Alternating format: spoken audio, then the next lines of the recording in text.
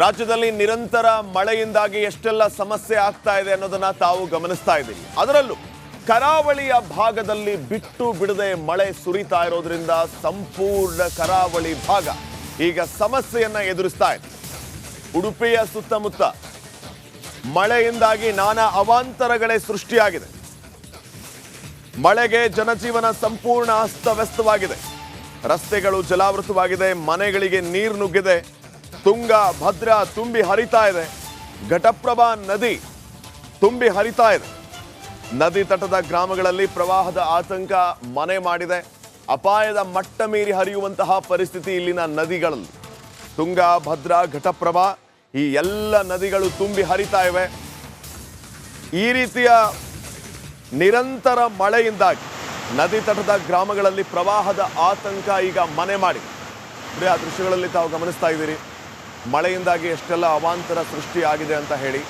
ಮನೆಗಳಿಗೆ ನೀರು ನುಗ್ಗಿದೆ, ರಸ್ತೆ ಯಾವುದು ಹಳ್ಳ ಯಾವುದು ಗೊತ್ತಾಗ್ತಾ ಇಲ್ಲ, ಸಂಚಾರ ಸಂಪೂರ್ಣ ಬಂದ್ ಆಗಿದೆ. ಬೇರೆ ಊರುಗಳಿಗೆ ಹೋಗುವಂತಹವರು ಪರಿಸ್ಥಿತಿ ಈ ರೀತಿ ಇರೋದ್ರಿಂದ ಹೋಗೋದಕ್ಕಾಗ್ತಾ ಇಲ್ಲ. ಇನ್ನು ಅದೇ ಊರಲ್ಲಿ ಇರೋರ್ದು ಕೂಡ ಸಿಕ್ಕಾಪಟ್ಟೆ ಸಮಸ್ಯೆ. ಮಳೆಯಿಂದಾಗಿ ಇಷ್ಟೊಂದು ಅವಾಂತರ ಸೃಷ್ಟಿಯಾಗಿರುವಂತಹ ದೃಶ್ಯಗಳನ್ನು ತಾವು ಗಮನಿಸ್ತಾ ಇದ್ದೀವಿ.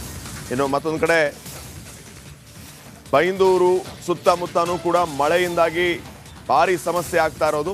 ಸದ್ಯಕ್ಕೆ ಈ ಎಲ್ಲ ಪ್ರದೇಶಗಳಿಗೆ ಶಾಸಕರು ಭೇಟಿ ಆಗ್ತಾ ಇದ್ದಾರೆ. ಮಳೆ ಹಾನಿ ಪ್ರದೇಶಕ್ಕೆ ಭೇಟಿ ಕೊಟ್ಟು ಪರಿಶೀಲನೆಯನ್ನು ನಡೆಸ್ತಾ ಇದ್ದಾರೆ ಶಾಸಕರು. ರಿಪಬ್ಲಿಕ್ ಕನ್ನಡದ ಮಳೆ ಹಾನಿ ಪ್ರದೇಶದ ಮೆಗಾ ಕವರೇಜ್ ತಾವು ಬೆಳಿಗ್ಗೆಯಿಂದ ಗಮನಿಸ್ತಾ ಇದ್ದೀರಿ. ಸದ್ಯಕ್ಕೆ ಆ ಸ್ಥಳೀಯರೇನಿದ್ದಾರೆ, ಶಾಸಕರು ಬರ್ತಾ ಇದ್ದಂತೆ ಶಾಸಕರ ಮುಂದೆ ತಮ್ಮ ಗೋಳನ್ನ ಹೇಳಿಕೊಳ್ತಾ ಇದ್ದಾರೆ. ಅದು ಬಾಕ್ಸ್ ಎಲ್ಲ ತುಕ್ಕಿಡ್ದು ತುಂಡಾಯಿ ಪೂರ ಕೆಳಗೋಯ್ತು, ಜಾರಿ ಹೋಯ್ತು. ಮಣ್ಣು ನಮ್ದಿರಲಿಲ್ಲ, ಮಣ್ಣು ಪೂರ ತೊಳೆದೋಯ್ತು. ಕಲ್ಲು ಅಲ್ಲಿಂದ 4 ಕಲ್ಲ, ಒಂದು ಕಲ್ಲು ಇಲ್ಲಿ 4 ಕಲ್ಲ ಅಂದ್ರೆ ಸೈಜ್ ಸಣ್ಣ ಇದೆಲ್ಲ ಸಣ್ಣ ಸಣ್ಣ ಪುಡಿ ಪುಡಿ ಕಲ್ಲಲ್ಲಿ ಹಾಕಿ ಮಾಡೋದು. 100 ಮೀಟರ್ ಓಕೆ, ಅದು 100 ಮೀಟರ್ ಅದು ಈಗ 200 ಮೀಟರ್ ಅದು ಈಚೆ ಬದಿಗೆ ಈ ಎಲ್ಲ ವಿಚಾರಗಳಿಗೆ ಸಂಬಂಧಪಟ್ಟಂತೆ ಮತ್ತಷ್ಟು ಮಾಹಿತಿಯನ್ನ ಕೊಡೋದಕ್ಕೆ ನನ್ನ ಕೊಲೀಗ ರಂಜಿತ್ ಶಿರಿಯಾರ್ ಈಗ ನೇರ ಸಂಪರ್ಕದಲ್ಲಿ ಜಾಯ್ನ್ ಆಗ್ತಾ ಇದ್ದಾರೆ. ಮಳೆ ಹಾನಿ ಪ್ರದೇಶಗಳಿಗೆ ಸ್ವತಃ ಅವರು ಹೋಗಿ ವರದಿಯನ್ನ ಮಾಡ್ತಾ ಇದ್ದಾರೆ.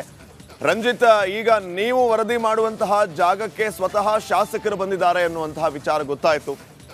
ಏನೆಲ್ಲ ಸಮಸ್ಯೆ ಆಗ್ತಾ ಇದೆ ತಾವಿರುವಂತಹ ಜಾಗದಲ್ಲಿ? ಸದ್ಯಕ್ಕೆ ಶಾಸಕರನ್ನ ಮಾತಾಡಿಸುವಂತ ಪ್ರಯತ್ನ ತಮ್ಮಿಂದ ಆಗ್ಬೋದು. ಓ ಟು ಯು ರಂಜಿತ್.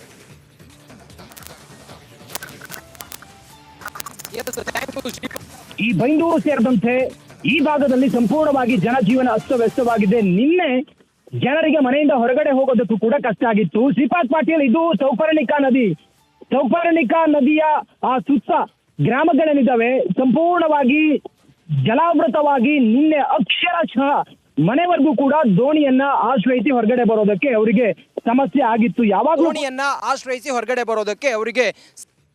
ಯಾವಾಗಲೂ ಕೂಡ ಸಾಮಾನ್ಯವಾಗಿ ದೋಣಿಯೇ ಇವರಿಗೆ ಆಧಾರ.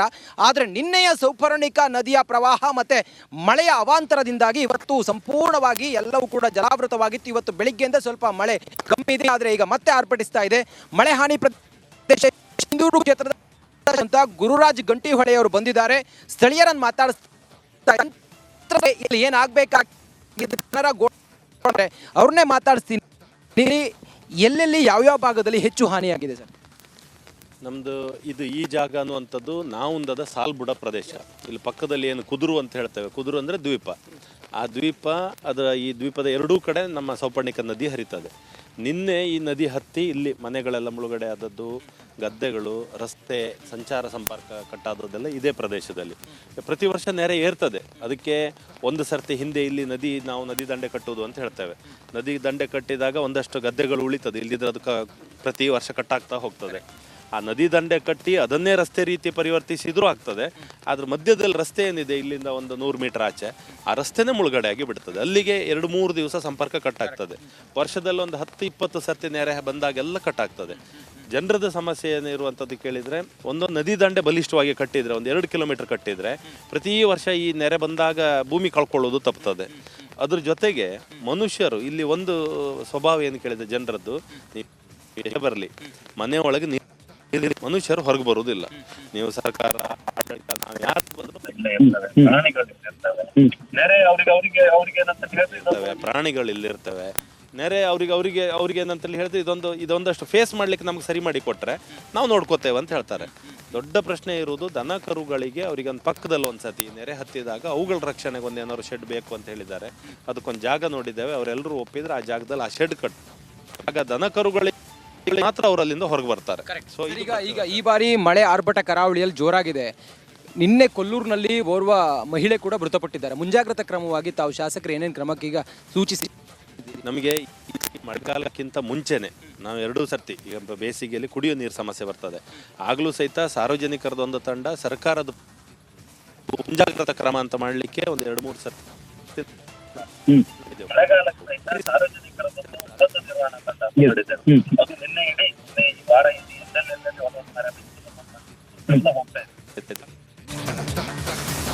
ಉತ್ತರ ಕನ್ನಡ ಜಿಲ್ಲೆಯಲ್ಲೂ ಕೂಡ ಧಾರಾಕಾರ ಮಳೆಯಾಗ್ತಾ ಇದೆ. ಈ ಒಂದು ಮಳೆಯಿಂದಾಗಿ ಹಳ್ಳ ಕೊಳ್ಳಗಳು ತುಂಬಿ ಹರಿತಾ ಇದೆ. ರಸ್ತೆ ಅದೇ ರೀತಿಯಾಗಿ ಎಲ್ಲಿ ನೋಡಿದ್ರು ನೀರು ಕೂಡ ಕಾಣಿಸ್ತಾ ಇದೆ. ಒಂದು ಕಡೆ ಶಾಲಾ ಕಾಲೇಜುಗಳಿಗೂ ಕೂಡ ಈಗಾಗಲೇ ರಜೆಯನ್ನ ಘೋಷಣೆ ಮಾಡಲಾಗಿದೆ. ಯಾವುದೇ ಅಹಿತಕರ ಘಟನೆಗಳು ನಡೆಯದಂತೆ ಮುನ್ನೆಚ್ಚರಿಕಾ ಕ್ರಮವನ್ನ ಈಗಾಗಲೇ ತೆಗೆದುಕೊಳ್ಳಲಾಗಿರುವಂಥದ್ದು. ರಸ್ತೆಗಳು ಜಲಾವೃತ ಆಗಿದೆ, ಸೇತುವೆಗಳು ಮುಳುಗಡೆಯಾಗಿವೆ. ಭೋರ್ಗರಿತಾ ಇರುವಂತಹ ಗಂಗಾವಳಿ ಅಘನಾಶಿನಿ ನದಿ. ಒಟ್ಟು 7 ಕಾಳಜಿ ಕೇಂದ್ರವನ್ನ ತೆರೆದಿದೆ ಜಿಲ್ಲಾಡಳಿತ. ನಿರಂತರ ಮಳೆಯಿಂದ ಸ್ಥಳೀಯ ಜನರಲ್ಲಿ ಆತಂಕಗಳು ಕೂಡ ಹೆಚ್ಚಾಗ್ತಾ ಇದೆ. ಭಟ್ಕಳ, ಹೊನ್ನಾವರ, ಕುಮಟಾ ಶಾಲಾ ಕಾಲೇಜುಗಳಿಗೆ ರಜೆಯನ್ನ ಘೋಷಣೆ ಮಾಡಲಾಗಿದೆ. ನೋಡಿ, ಉತ್ತರ ಕನ್ನಡ ಜಿಲ್ಲೆಯಲ್ಲಿ ಭಾರೀ ಮಳೆಯಾಗ್ತಾ ಇರುವಂತಹ ಹಿನ್ನೆಲೆಯಲ್ಲಿ ನದಿ ಹಳ್ಳಗಳು ಅಪಾಯದ ಮಟ್ಟದಲ್ಲಿ ಹರಿತಿವೆ. ಹಲವೆಡೆ ಗುಡ್ಡ ಕುಸಿತ ಕೂಡ ಉಂಟಾಗ್ತಾ ಇದೆ. ಒಂದಷ್ಟು ಸಾವು ನೋವುಗಳು ಕೂಡ ಆಗಿರುವಂಥದ್ದು. ಈಗಾಗಲೇ ಇಲ್ಲಿಯವರೆಗೂ ಮಳೆಯಿಂದಾಗಿ 3 ಸಾವಾಗಿದೆ. ಮತ್ತೊಂದು ಕಡೆ ಹೊನ್ನಾವರದ ಬಳಿ ಗುಡ್ಡ ಕುಸಿತವಾಗಿದೆ.